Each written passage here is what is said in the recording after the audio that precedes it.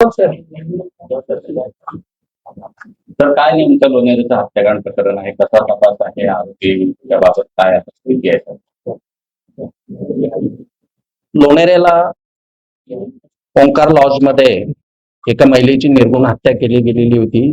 त्या हत्येचा आरोपी अनिस मालदार याला पोलीस गुन्हा दाखल झाल्यापासून शोधत होते.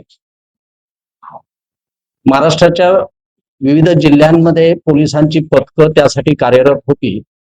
पोलिसांना मिळालेल्या गोपनीय माहितीच्या आधारे काल त्याला ताब्यात घेण्यात आलेलं आहे, अटक करण्यात आलं. आज माननीय न्यायालयासमोर त्याला हजर करण्यात आलेलं आहे.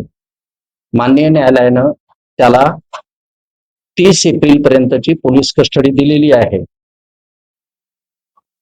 त्याचे इंट्रोगेशन्स केल्यानंतर तपासातला पुढचा प्रगती जो आहे किंवा फॅक्ट्स ज्या आहेत त्या उजेडात येणार आहेत.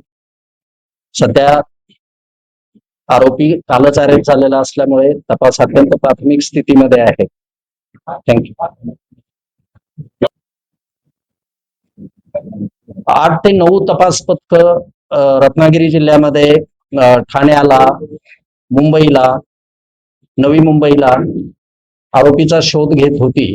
त्याला ठाण्यामधनं ताब्यात घेण्यात आलेलं आहे, अटक करण्यात आलं. मला आरोपीला इंट्रोगेट करू द्या.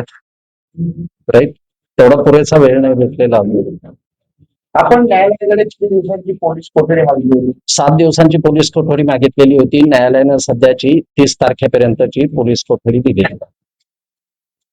तर मर्डर केस को लेकर आज